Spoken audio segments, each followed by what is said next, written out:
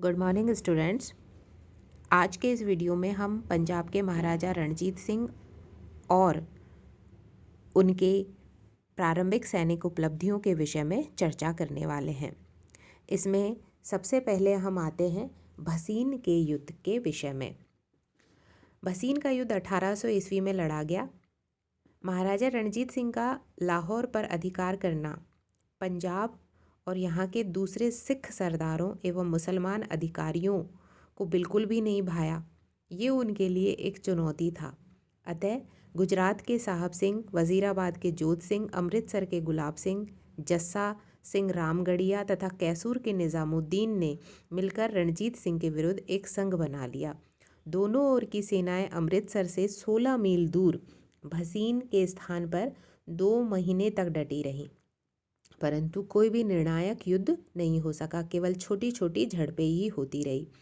अंत में इस संघ के एक महत्वपूर्ण सरदार गुलाब सिंह की मृत्यु हो जाती है, जिसके कारण इस संघ के सरदारों में फूट पड़ जाती है और विरोधी दल छिन्न-भिन्न हो जाता है। इस प्रकार भसीन का युद्ध महाराजा रणजीत सिंह ने बिना लड़े ही जीत लिया। इस युद्ध में विजयी होकर रणजीत सिंह भयमुक्त हो गया। इसके उपरांत सिख मिसलदारों ने कभी भी रणजीत सिंह के विरुद्ध संगठित होने तथा उसकी प्रगति में बाधक बनने का साहस नहीं किया। यही नहीं, इस युद्ध के पश्चात पहली बार महाराजा ने अपना राज्याभिषेक करवाया, अपना राज तिलक करवाया और उन्होंने महाराजा की उपाधि धारण की। इससे पहले वे मिसलदार कहलाते थे। बैसाखी के दिन उन्होंने महाराजा की उपाधि धारण करने के साथ ही साथ अपने राज्य में नानकशाही रुपया एवं नानकशाही पैसा भी चलाया। सेकंड पॉइंट है छोटे छोटे राज्यों का दमन। महाराजा रणजीत सिंह 1799 से 1805 के बीच में छोटे छोटे सिख राज्यों को अपनी ओर मिलाते रहे। जो राज्य उनके साथ मिलने को तैयार हो गया उसे उन्होंने अपनी अधीनता में स्वीकार कर लिया, और जो राज्य उनके साथ मिलने को तैयार नहीं हुआ उसे विजित कर उन्होंने अपने राज्य में सीधे तौर पर मिला लिया।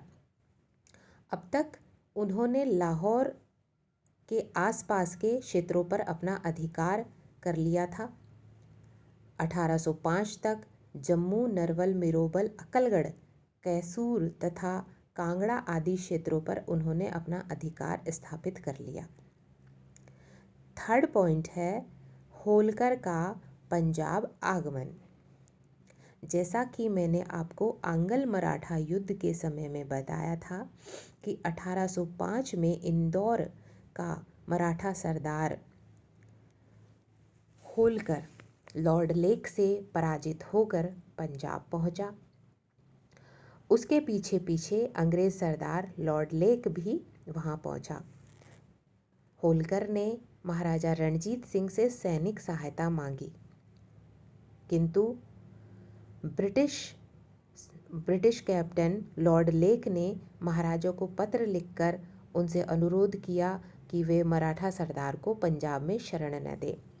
रणजीत सिंह इस समय धर्म संकट में पड़ गए, लेकिन क्योंकि रणजीत सिंह ये अच्छे से जानता था कि अंग्रेज़ों को वह इस समय प्रसन्न करना ठीक नहीं है, ऐसे में महाराजा ने दूरदर्शिता से काम लिया और होलकर को पंजाब से भगा दिया। चौथा हमारा पॉइंट है सतलज पार के राज्यों के साथ महाराजा रणजीत सिंह के संबंध। सतलज पार के राज्य, जिन्हें स्थानीय भाषा में मालवा भी कहते थे और इन्हें सिस सतलज भी कहते हैं। रणजीत सिंह की तीव्र इच्छा थी कि वह समस्त सिखों का राजा बने। इस भावना से उसने सतलज पार के प्रदेश मतलब फिरोजपुर और लुधियाना जिला, जिन्हें स्थानीय लोग मालवा भी कहते हैं, को जीतना चाहा।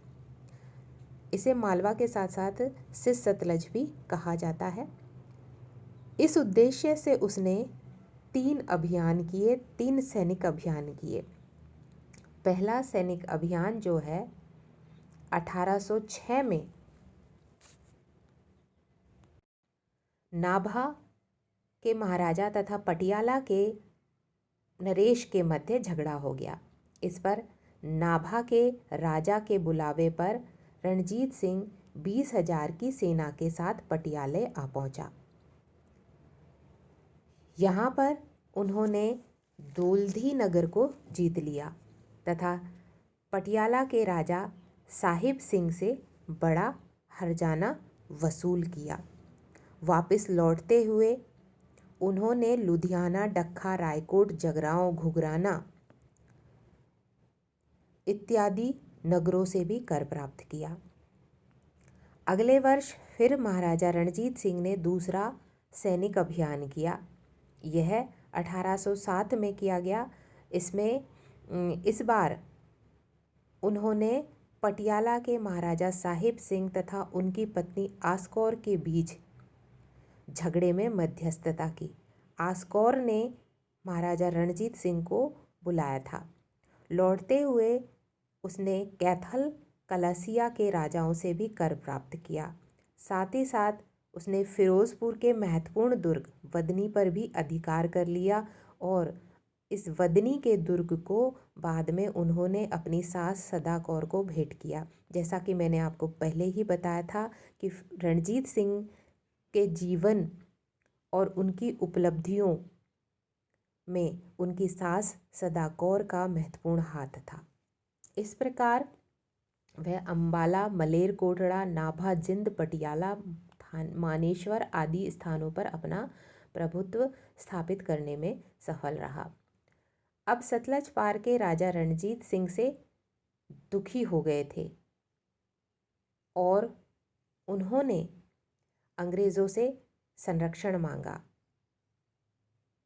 अब अंग्रेज़ों ने महाराजा के राज्य विस्तार की नीति पर रोक लगाने की सोची, परंतु 1808 में पुनः रणजीत सिंह ने सतलज पार की तथा फरीदकोट, मालेरकोट और अम्बाला को विजय किया।